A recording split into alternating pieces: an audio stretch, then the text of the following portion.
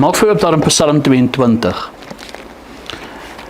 Nou wat baie interessant is, toe Jesus uitgeroep het, my God, waarom het U my verlaat? Is dit nie God wat hom gelos het aan die kruis nie. Jesus het 'n Psalm aangehaal, terwyl hy daar hang en hy kyk en hy sien wat gebeur.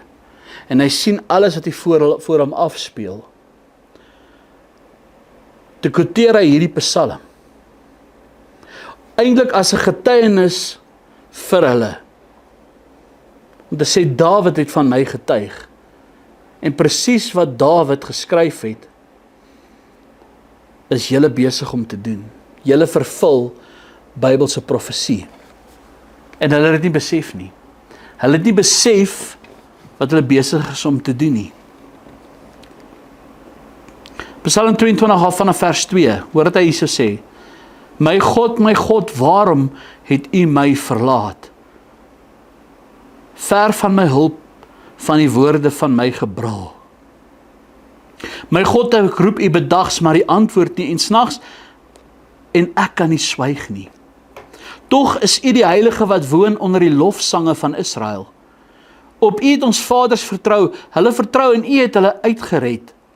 Hulle het uitgeroep en U het ontvlug. Op U het hulle vertrou en nie beskaamd gestaan nie, maar ek, kyk nou hierso, is 'n wurm en geen man nie, 'n smaad van die mense en verag deur die volk.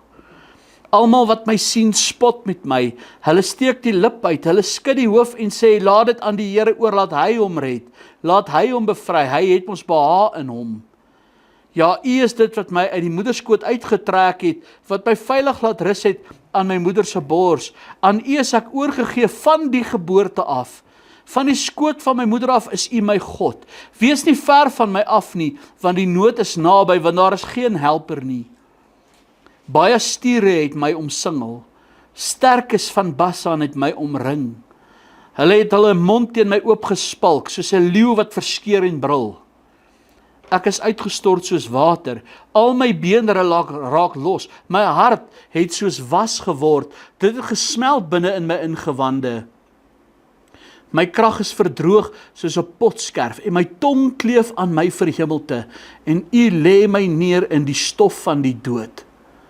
Want honde het my omsingel, 'n bende kwaaddoeners het my omring. Hulle het my hande en my voete deurgrawe. Al my beenderre kan ek tel. Hulle kyk, hulle sien met welgevalle op my neer. Hulle verdeel my klere onder mekaar en werp die lot oor my gewaad. Maar U, Here, wees nie ver van my nie, my sterkte. Maak tog gou om my te help. Red my siel van die swaard, my enigste uit die mag van die hond. Verlos my die bek van die leeu en uit die horings van die buffels. Het U my verhoor. Ek wil U naam aan my broers vertel en in die vergadering U prys. Hier kom Jesus en hy hang daar aan die kruis. En hy sien alles wat hulle doen en aan hom doen. En toe hy uitroep, my God, waarom het U my verlaat? Het hy eintlik gehoop hulle onthou hierdie Psalm. Want alles wat geprofeteer was, het van hom gespreek. En weet jy wat? Hy het dit gedoen, sodat ek en jy die ewige lewe kan hê. Sodat ek en jy verlos kan wees van ons sonde, sodat ek en jy vrygemaak kan word. Sodat ek en jy 'n nuwe hoop het, en 'n hoop het in Christus. Dat ek en jy nie verlore hoef te gaan nie, maar die ewige lewe kan hê.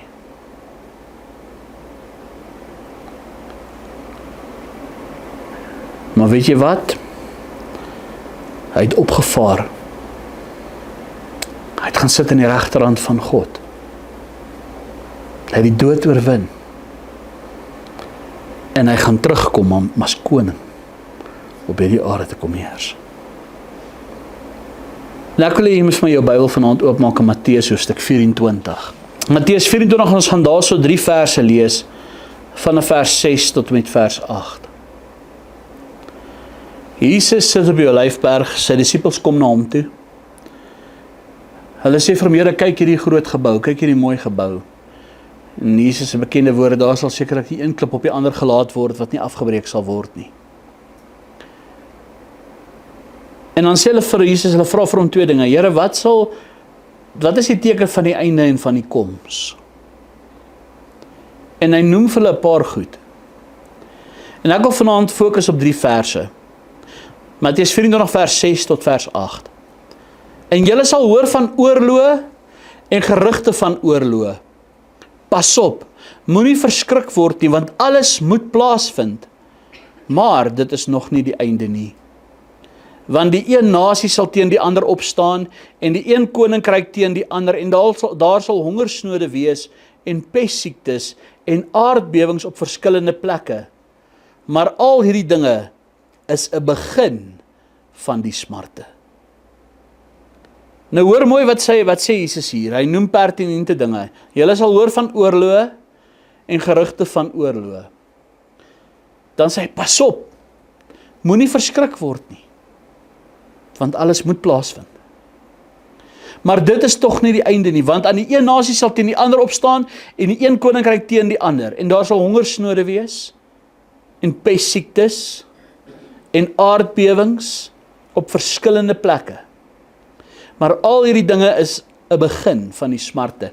En as ons bietjie na al hierdie tekens kyk, ek wil nie vanaand oor die tekens praat nie, maar as ons na al hierdie tekens gaan kyk, oorloë en gerugte van oorloë, ek meen dis vanselfsprekend. Een nasie wat teen die ander opstaan, dis vanselfsprekend, ons sien dit elke dag. Daar sal hongersnode wees, as ons kyk na inflasie, as ons kyk na werkloosheid, as ons kyk na hoe dit in die wêreld gaan, hoe mense sonder werk sit, hoe mense sonder inkomste sit, pestsiektes. Ek wil eintlik sê daarby, en die pestsiektes sluit in epidemies, dit sluit in siektes wat kyk so byvoorbeeld, ek noem maar net, jy hoor dit elke dag. En dan sê hy aardbewings op verskillende plekke, en daai aardbewings, as jy gaan kyk as in die Grieks, dan beskryf hy nie net aardbewings wat net plaasvind op verskillende plekke nie, maar die intensiteit daarvan. Dat daar meer en meer aardbewings kom. En dan gaan doen 'n bietjie navorsing die afgelope 20, 30 jaar, en dan gaan kyk jy 'n bietjie in intensiteit. Hoe baie aardbewings is daar per jaar en hoe dit gegroei. Daar's elke dag 'n hele paar honderd wat plaasvind. En ons leef in die dae waar ons baie dinge beleef. So ek wil vanaand 'n bietjie met ons praat oor geboortepyne. Want al hierdie dinge is 'n begin van die smarte, sê die woord van die Here vir ons. Ons leef in die dae waar ons baie dinge beleef. So ek wil vanaand 'n bietjie praat, die geboortepyne. Jy sal nou hoor waartoe ek gaan met hierdie. Die geboortepyne, en ek wil eintlik sê dis nie die einde nie, maar die begin.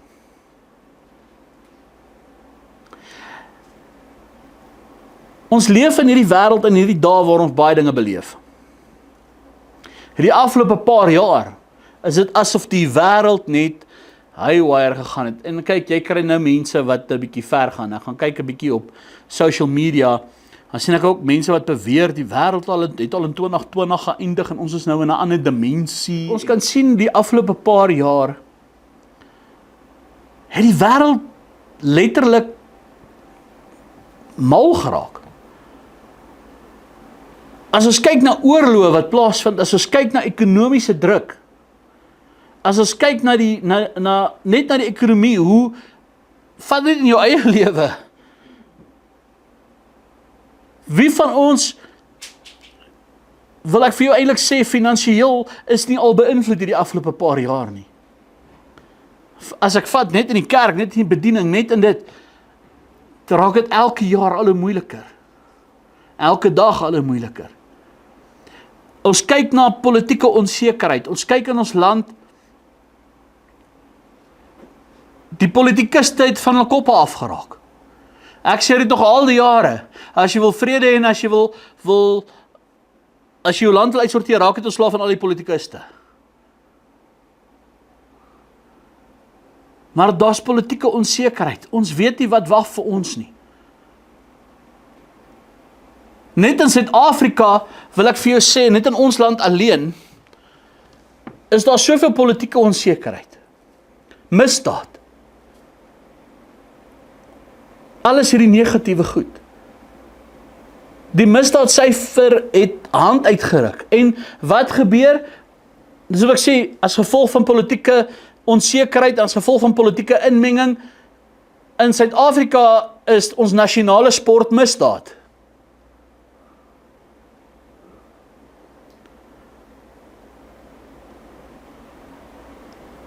Daar's 'n morele verval in die mensdom. Mense leef immoreel. Daar is nie meer 'n morele standaard vir die mens wat ons, as ons vat in die 70s en die 80s, was daar 'n morele standaard. Dinge wat mense as skandelik beskou het. Dinge wat mense sou beskou het as eintlik as 'n taboe. Dinge wat mense sou gesê het, dis verkeerd in die oë van die Here, en hulle sou daarteen gespreek het, en hulle sou dit stopgesit het. Ek meen, as ons net vat, ek gaan 'n simpel voorbeeld vat. As jy in die 70s en die 80s, nou, ek het groot geword in die 80er jare, nou weet jy hoe oud is ek al, dis ek nog so bles is. As jy nie openbaar dronk was jy toegesluit. Jy onthou nog daai geel police vans? Daai tyd was daar gesag vir die polisie. Ons weermag was die beste weermag in die wêreld, as ons terugdink. Vandag kan hulle nie eens KFC verdedig nie. Hulle ondersteun hulle liewers. Daar's 'n morele verval. Selfs in die kerk is daar 'n morele verval. Mense het nie meer respek vir God nie, het nie meer, hulle het van God hulle pel gemaak. Die woord word gesugarcoat. Dit word 'n bless me klap. Mense is nie meer ernstig oor God nie. God se aangesig word nie meer gesoek nie. Die evangelie word nie meer gedeel nie.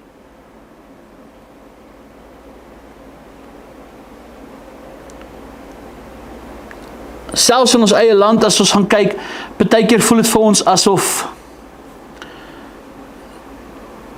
binne enkele oomblikke ons land se fondasies uitgeruk kan word. En mense is bang, mense is vreesbevange. Ek kyk vanmiddag, net voor die diens, voordat ek die kerk oopsluit het, kyk ek 'n video, ek weet nie eens waar ek het gesien, maar was iewers op een van die sosiale media channels, sien ek 'n video van 'n ouetjie, en hierdie ouetjie is paniekbevange. En hy worry. En hy sê, waantoe is ons op pad? Wat is besig om te gebeur? Kyk byvoorbeeld die dollarprys, hoe dit geval. Kyk hoe die rand versterk teen die dollar. Kyk, die dollar se waarde, ek weet, wat is die dollar vandag? Ek dink R15 of something. Weet nie eers nie. Is 'n bietjie opper. Dan weer 'n bietjie geklim. Maar hulle kap 'n paniek. Waantoe is ons op pad? Wat is besig om te gebeur? Net daarna sien ek hoe daar nou weer 'n nuwe ding kom, wat hulle sê, nee, die ekonomiese stelsel wat hulle nou wil verander na die BRICS toe. 'n hele aanloop, mense is vreesbevange.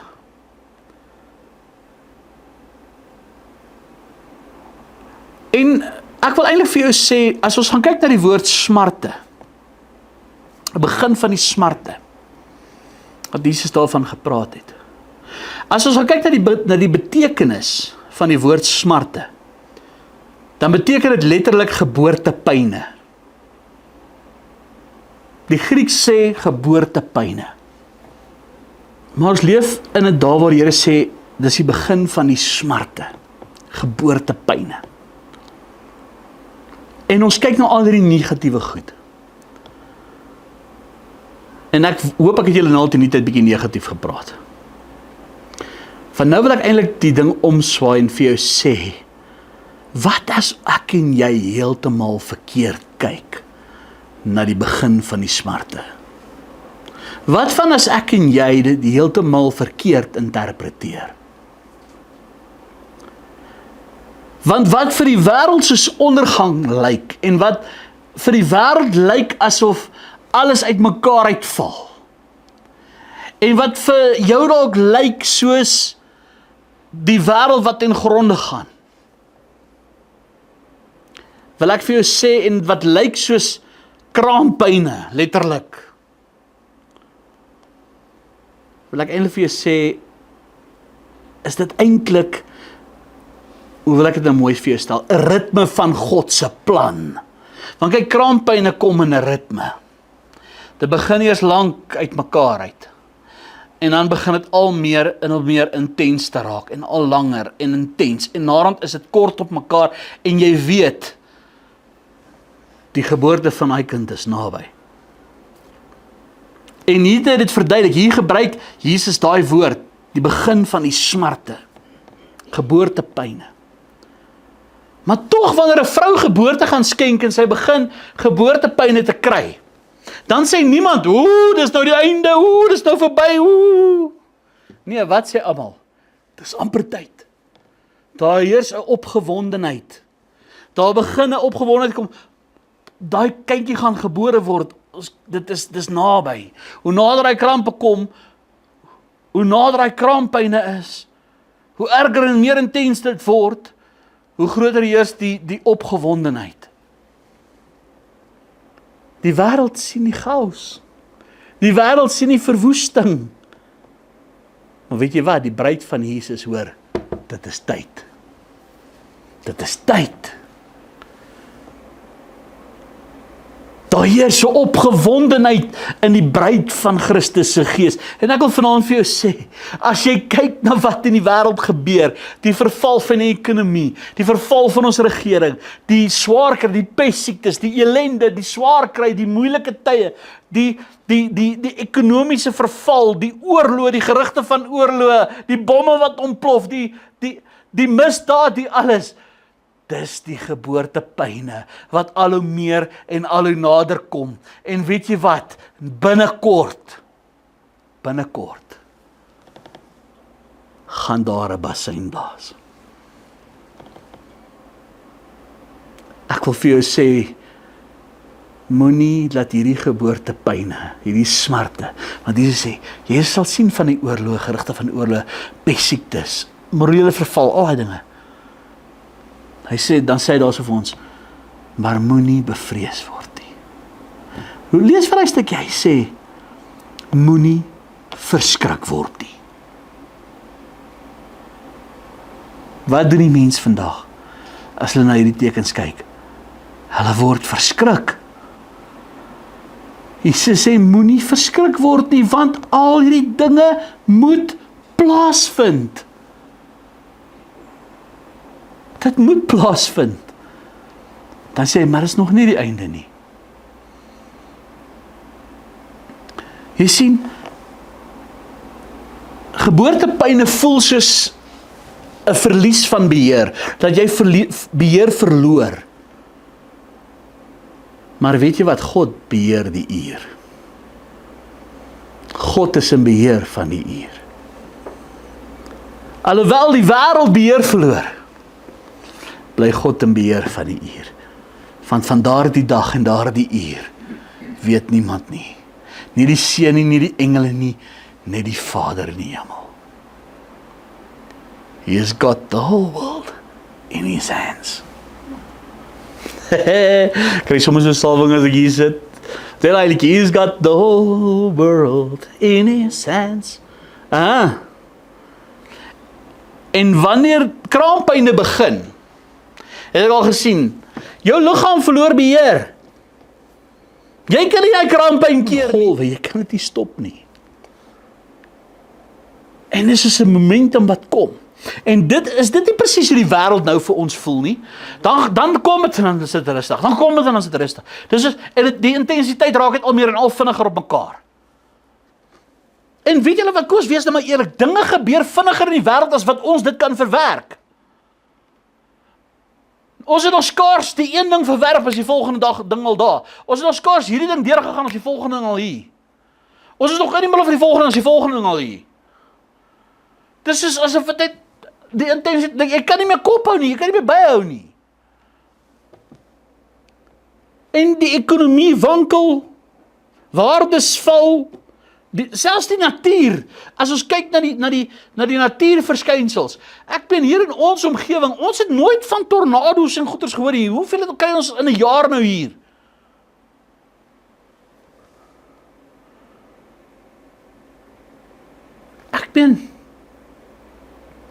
En Paulus skryf daar so Romeine 8, vers 22 tot 25, hy sê, want ons weet dat die hele skepping tesame sug en tesame in barensnood is tot nou toe. Hoor wat sê hy?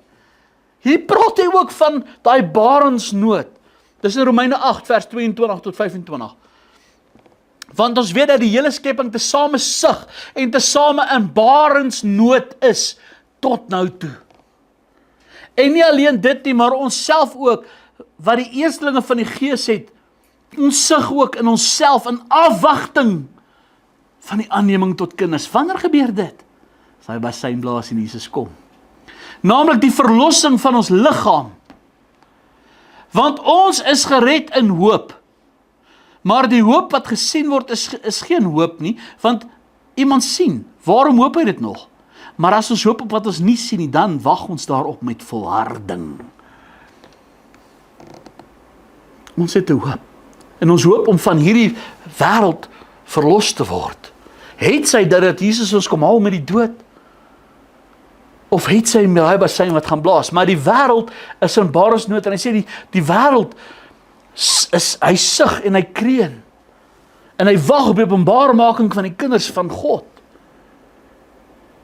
Selfs die skepping is in barensnood. Nie net mense nie. Aardbewings. Ek sien, daagliks sien ek hierdie vulkaniese uitbarstings en dit is wat vir my so interessant lyk. Wat vir die wêreld lyk soos verval. Ek wil eintlik sê, dis 'n paradoks. Want wat vir die wêreld lyk soos verval, is eintlik in der werklikheid God se geboortearbeid. Hy's besig om gereed te maak vir 'n geboorte. En barensnood beteken iets is op pad. En ons weet wat dit is. En ons dink alles is buite beheer. Ons dink alles val uit mekaar uit. Maar Jesus sê, dis deel van die pyn. Dis deel van die barensnood.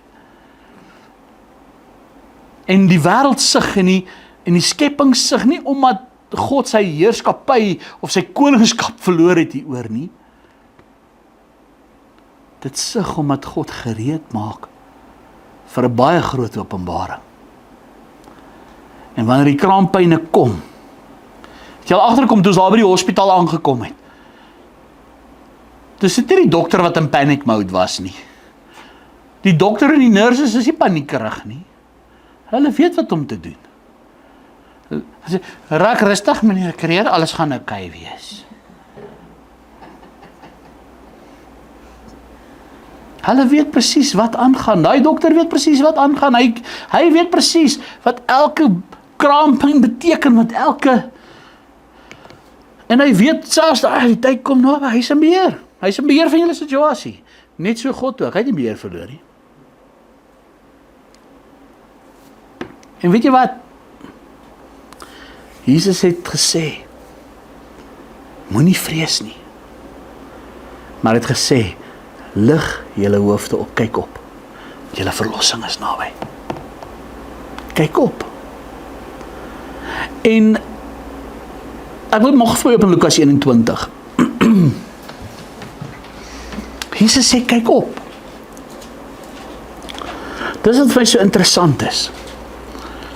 Die wêreld kyk na die tekens.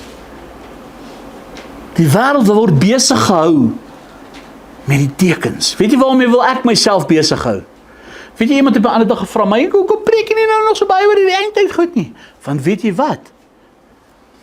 Vir wie moet ek nog sê ons leef in die eindtyd? Vir wie moet ek nog sê ons leef in die eindtyd? Jy kan die teken sien. Weet jy waar fokus ek? Gaan kyk na my preek, ek fokus op die evangelie. Ek fokus op jou verhouding met die Here. Ek fokus om die bruid in gereedheid te kry.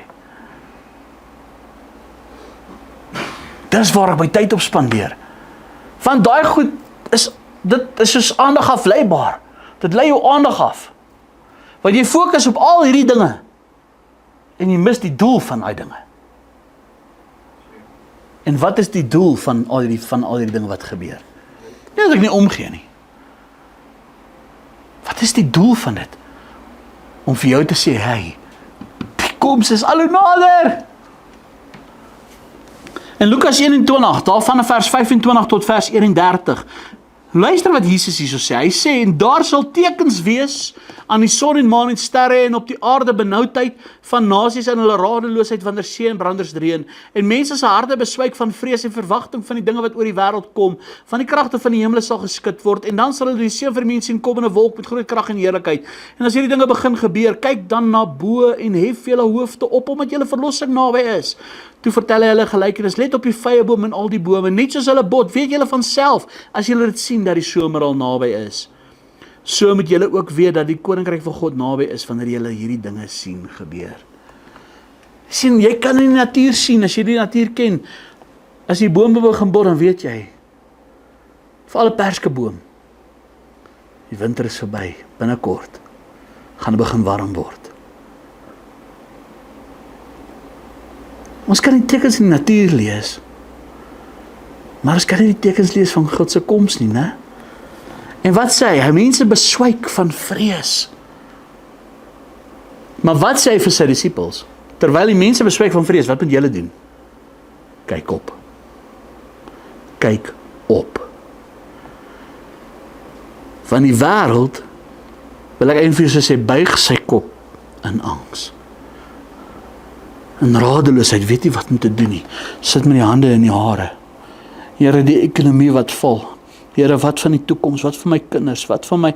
Weet jy, ons is almal mens, ons is almal worry oor sulke goed.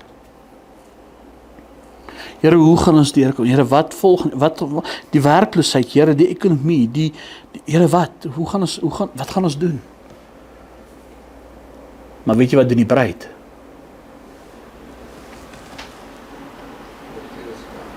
Sy lig haar hoof in verwagting dat die verlossing naby is. En die geboortepyn is intens, maar daar is 'n doel en hulle is doelgerig. En elke pyn, elke dingetjie wat gebeur, bring die oomblik van geboorte nader. Weet jy, net vir oggend, toe sê ek vir Eileen, net in die afgelope jaar, hoeveel Bybelprofesie het jy voor jou oë sien in vervulling tree? Letterlik woord vir woord. Selfs dit wat vandag gebeur. Letterlik. Jy sien, daai oomblik van geboorte kom nader, dit is seer, dit is ongemaklik, dit is nie maklik nie. Maar weet jy wat, binnekort gaan daar vreugde wees. En ek wil vir jou sê, jou verlossing is nie net geestelik nie. Dit is ook liggaamlik. Want ons wag op die oomblik wanneer daai bassein sal blaas. Want wanneer daai bassein gaan blaas, dan sê die Here vir ons, dis 'n uitnodiging.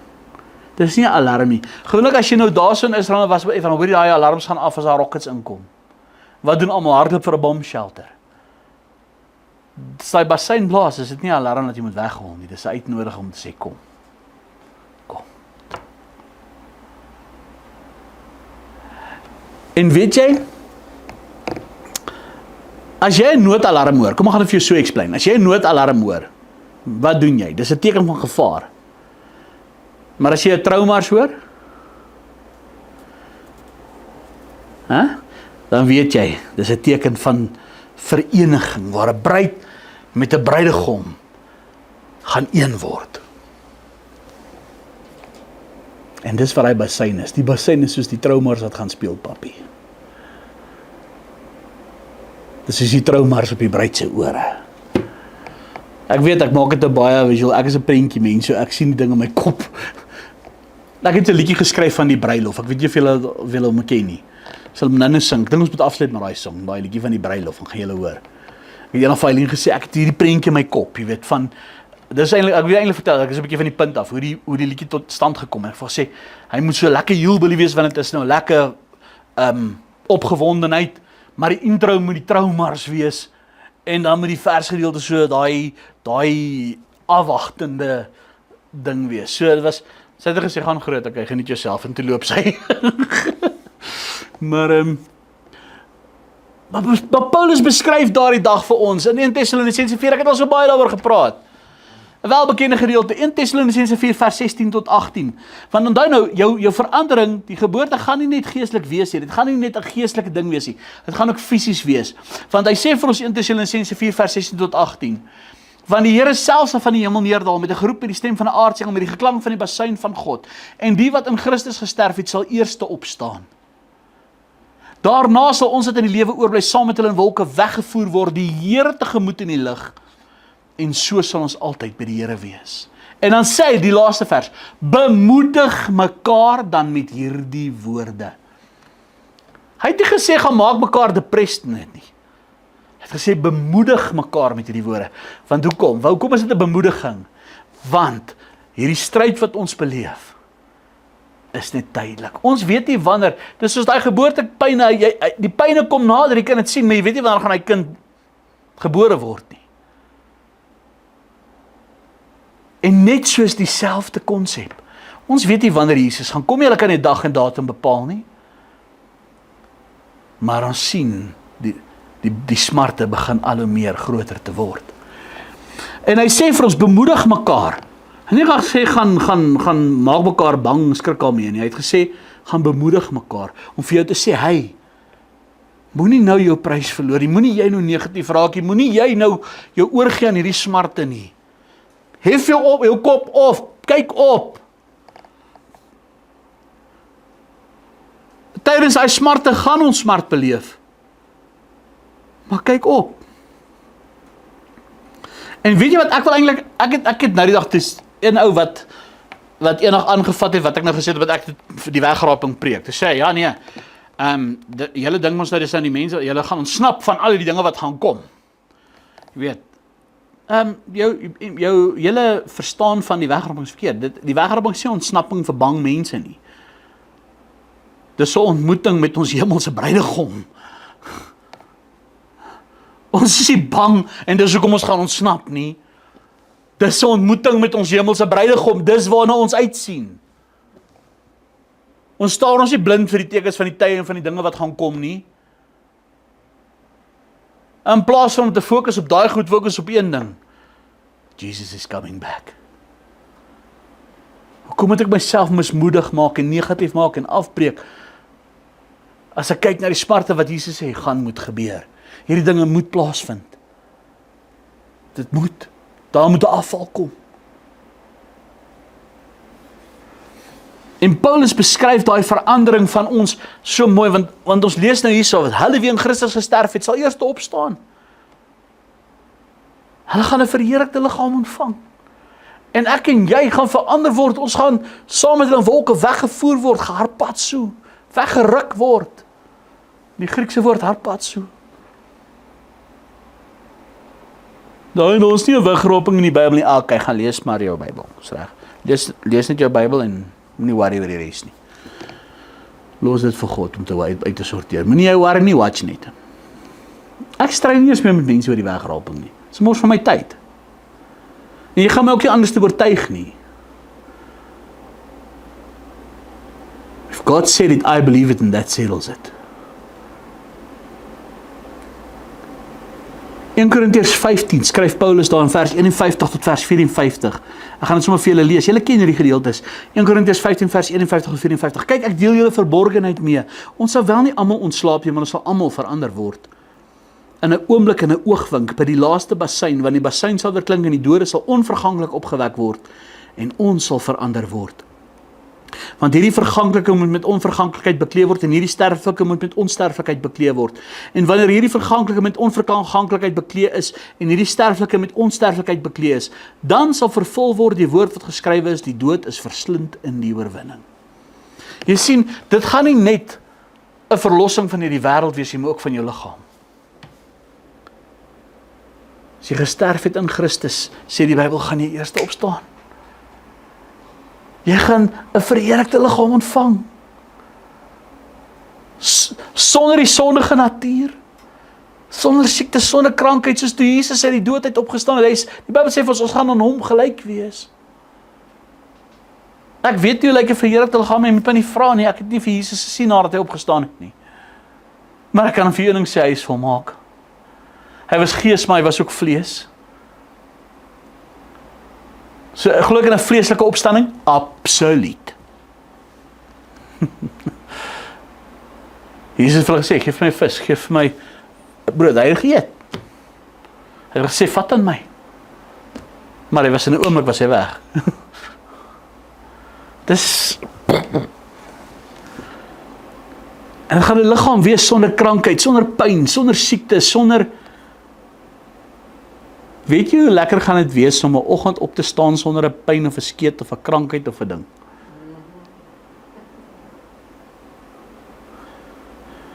Daar gaan nie siekte wees nie dood nie. En raai wat? Al jou geliefdes gaan jy weer sien as hulle in Christus opgewek is. That will be the greatest family reunion you will ever imagine.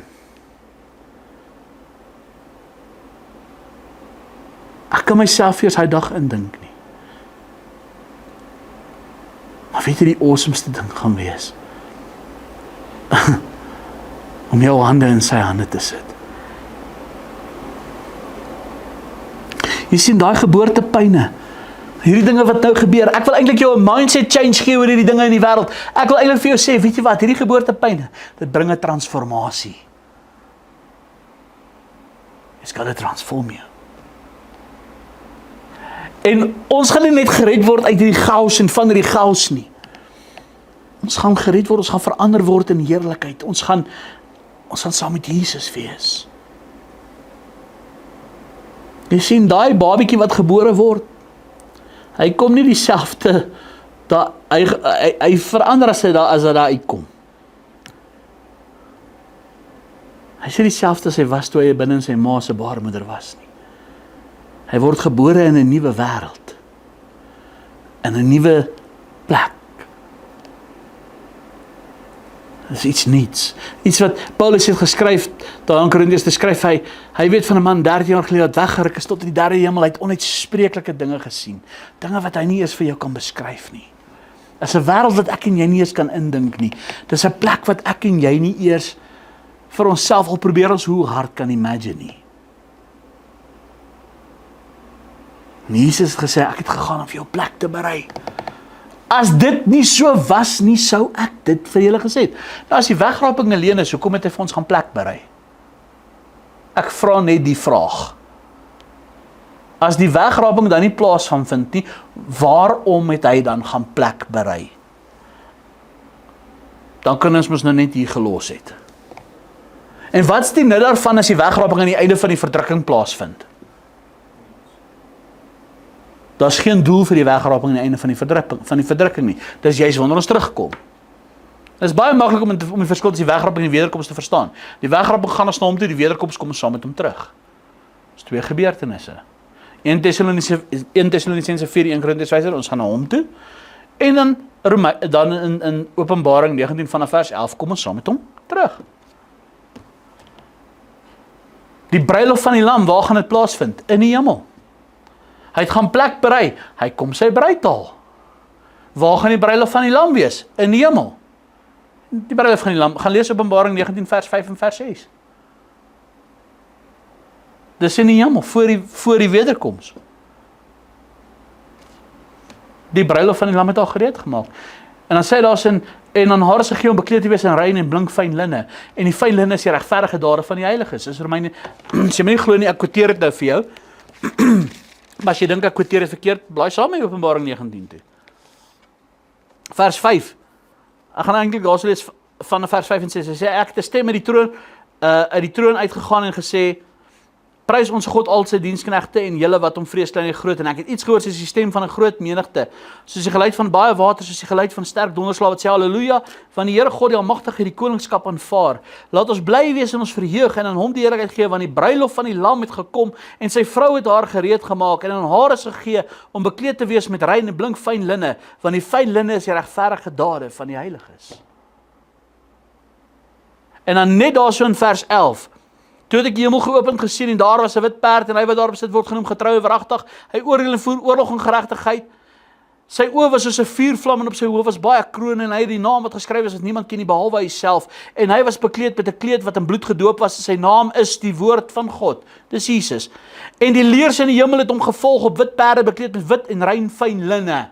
Nou sê die mense, ja, daar was die engele gewees. Nee, gaan lees in daai vers, dit was die bruid wat daar bekleed met rein en blink fyn linne. En hier lees ons van hulle wie op die perde gery, hulle was bekleed met wit en rein fyn linne. So wie is dit?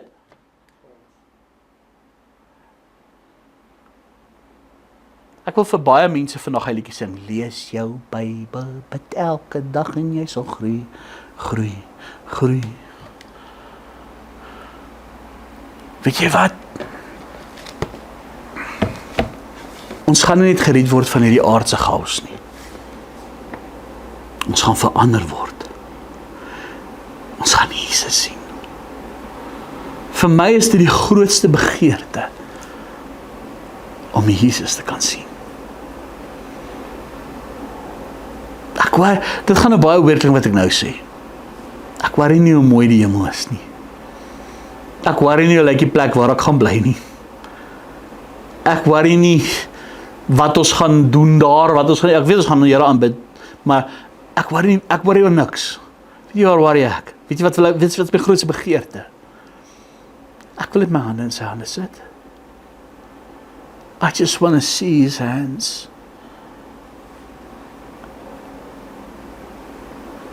Dis daai liedjie wat geskryf het van die merk in die hande.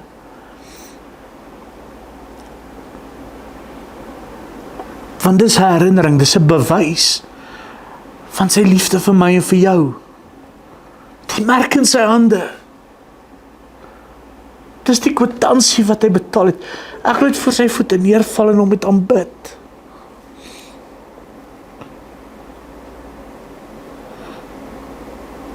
I just want to touch these nail-scarred hands.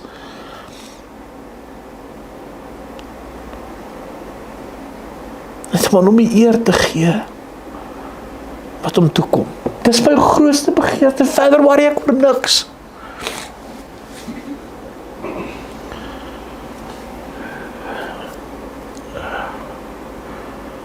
Weet jy wat, die bruidegom kom en die bruid moet wakker wees en nie bang nie.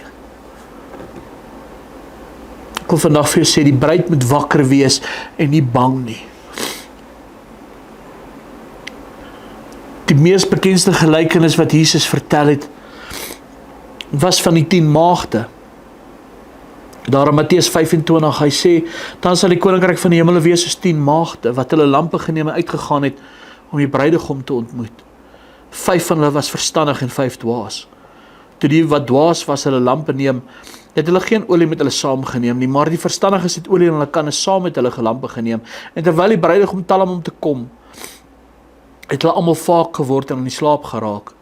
En middernag was daar 'n geroep. Hoor mooi, middernag was daar 'n geroep. Daar kom die bruidegom, gaan hom tegemoet. Toe staan al daardie maagde op en maak hulle lampe gereed. Die wat dwaas was, sê aan die verstandiges, gee vir ons van julle olie, want ons lampe gaan uit. Maar die verstandiges antwoord en sê, miskien sal daar nie genoeg wees vir ons en vir julle nie.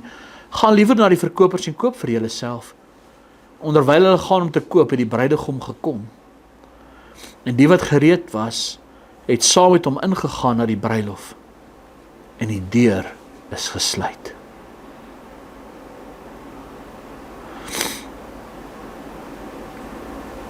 Middernag is die donkerste uur, gewoonlik hier teen 3 uur die oggend. As hulle praat die Bybel van middernag, praat nie van 12 uur die aand nie. Hulle sal gewoonlik praat van die 4de nagwaak. Dis gewoonlik 3 uur die oggend. Dis net voor die sonopkoms. Dis die donkerste uur van die nag. Ek wil vir jou sê, ons leef dalk nou in 'n middernaguur, maar middernag is nie die laaste nie, is nie die einde nie. Dis die oomblik net voor die aankondiging van die geboorte. Interessant, babies kom so baie in die nag. Oor naweke en in die nag.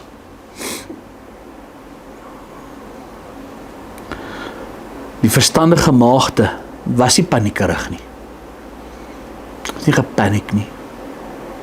Hulle was voorbereid. Hulle was gereed. En voorbereiding is anders as vrees. Vrees sê eintlik vir jou, maar wat as alles nou mekaar val? Wat as alles nou uit mekaar uitval en wat as alles kollaps en wat gaan ons doen? Maar ons moet blikkies kos by mekaar maak julle. Ons moet ons 'n plekkie daar in die Noord-Kaap gaan kry. En ons moet die aftravel met ons. Dis wat vrees doen. Geloof sê, wat as hy vanaand kom? What if he comes tonight? Is ek gereed vir hom? As hy vanaand vir my kom? As hy nou vir my kom? As hy basy nou blaas? Weet jy wat? Ek dink die kraampyne en die geboortepyne van hierdie wêreld is juis vir ons 'n wekroep vir ons te sê, hey, maak jouself los van hierdie wêreld. Maak jou los van hierdie wêreld. Maak jou los van materialisme. Maak jou los van dit wat jou weghou van die Here af. Koop die tyd uit. Maak jou los van die sorge van die wêreld. Los die sorge in die Here se hande. Die Here sê, moenie besorg wees nie, ek sal vir jou. Kyk, die Bybel sê oor my meisie, hou nou op werk, jy gaan sit daar op 'n hoopie en dis jy moet nou nie onprakties en onwys wees nie. Ek praat van die Here sê, moenie bekommerd wees nie. Moenie angsbevange raak nie. Dit gaan gebeur. Ek meen, die smarte, die geboorte, dit gaan ons almal raak. Ons gaan dit voel. Maar sê dit is nog nie die einde nie. It's not over yet. En nou Paulus gee vir ons 'n ander perspektief. Hy sê vir ons in 2 Korintiërs hoofstuk 4, daarvan in vers 16 tot 18, daarom gee ons nie moed op nie, maar al vergaan ons uiterlike mens ook, nogtans word die innerlike mens dag na dag vernuwe. Want ons ligte verdrukking wat vir 'n oomblik is, bewerk vir ons 'n alles oortreffende ewige gewig van heerlikheid. Omdat ons nie let op die sigbare dinge nie, maar op die onsigbare. Want die sigbare dinge is tydelik, maar die onsigbare ewig. Kom ek lees dit vir jou weer. Hoor wat Paulus hier sê. Daarom gee ons nie moed op nie.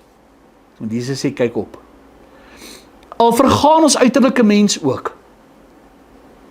Al kollaps alles. Nogtans word die innerlike mens dag na dag vernuwe. Dis wat belangrik is. Want ons ligte verdrukking, wat vir 'n oomblik is. Wat hy sê, die geboortepyn, dis 'n ligte verdrukking. Dis nie die groot verdrukking nie. Bewerk vir ons 'n alles oortreffende ewige gewig van heerlikheid. Dit is 'n voorbereiding vir my en vir jou.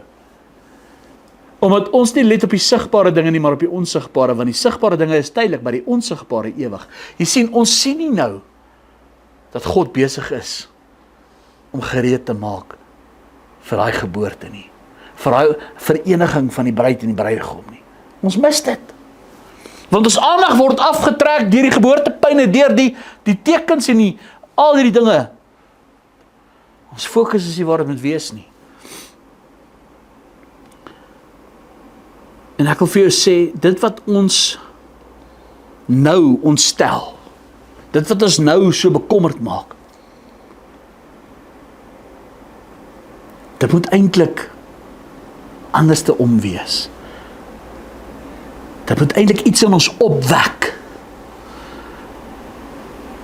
om die bruidegom meer en meer te verwag. En weet jy wat is die awesome ding? Hierdie geboortepyne, wat ons nou beleef, dit eindig nie in 'n begrafnis nie. Dit eindig in 'n bruilof. Mense is vol vrees. Maar weet jy wat, ek hoor iets anders in hierdie geraas.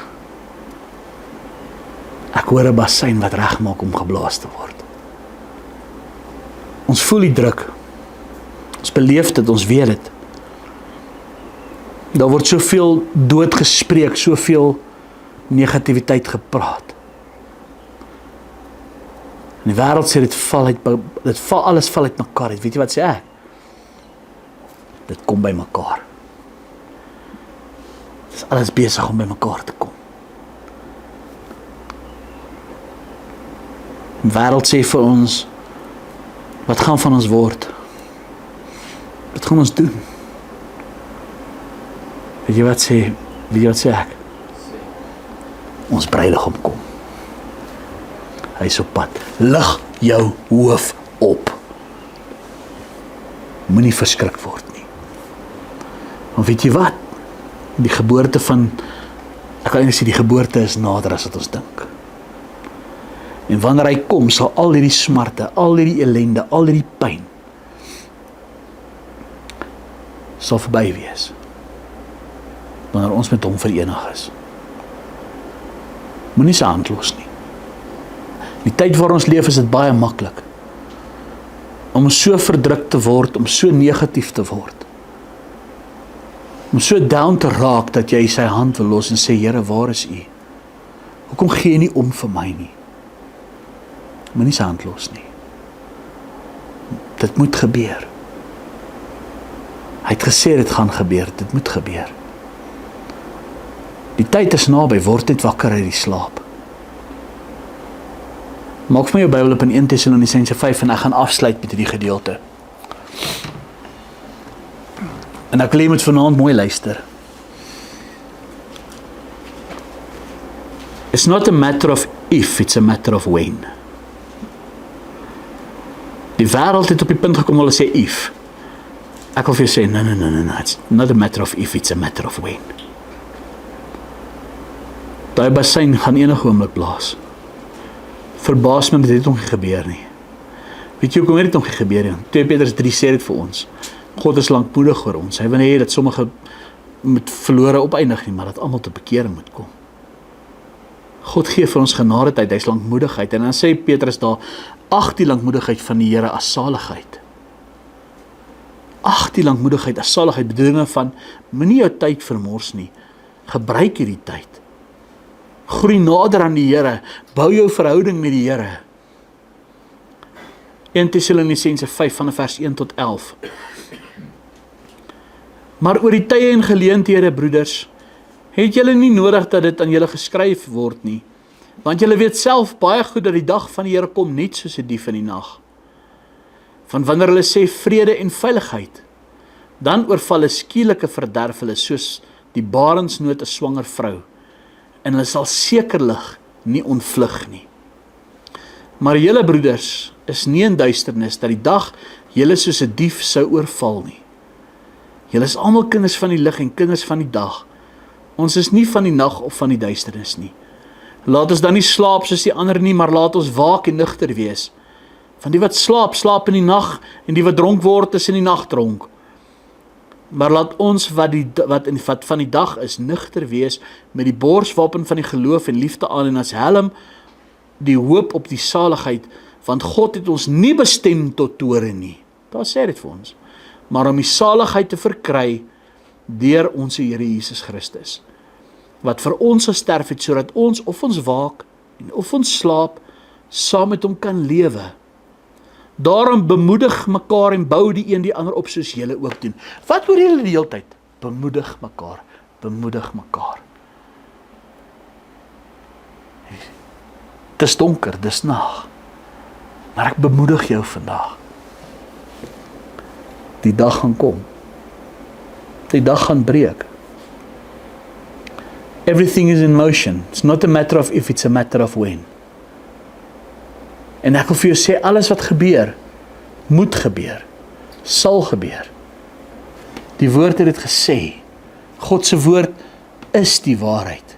He said it. I believe it, that settles it. En ek wil vir jou sê, moenie moedeloos raak nie.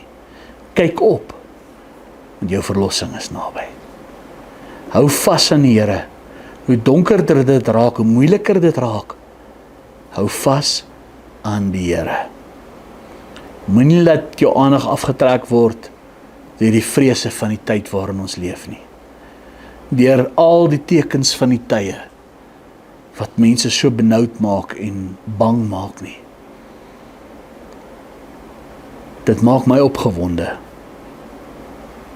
Dit maak my opgewonde, want elke keer is dit 'n treukie nader aan die geboorte van 'n bassein wat gaan blaas. And what a day that will be. Amen. Kom ons sluit af. Vader, dankie Here dat ons 'n hoop het waarin ons kan vashou. Dankie Here dat ons 'n belofte het waarin ons kan vashou. Dankie Here dat ons u woord het waarin ons kan vashou. Wat ons krag gee, wat ons bemoedig, Here, wat ons optel. En Here, wat ons versterk en vertroos en hoop gee, Here, dat ons nie vrees soos die wêreld daar buite sal vrees nie, vir 'n verval nie, Here. Maar dat ons meer en meer opgewonde raak, want u koms is nader as ooit tevore. My gebed vanaand is, Here, dat ons sal groei, dat ons sal waaksaam wees, dat ons sal gereed wees. Here, dat ons nie ons prys sal verloor nie. Dat ons genoeg olie in ons lampe sal hê. En Here, dat wanneer u ons gaan kom haal, ons gereed sal wees. Ons sien uit na daai bassein, Here. Ons sien uit daarna. Seën vanaand hierdie woord op ons harte. Heilige Gees, sal u hierdie woord kom lewend maak in ons harte en kom lewend maak en op ons harte skryf. Dankie Here dat ons mekaar kan bemoedig met hierdie woord. Te sê, hou vas. Jesus is naby. Ons loof en ons eer u vir hierdie woord. Seën dit vir ons vanaand in ons harte in Jesus naam. Amen.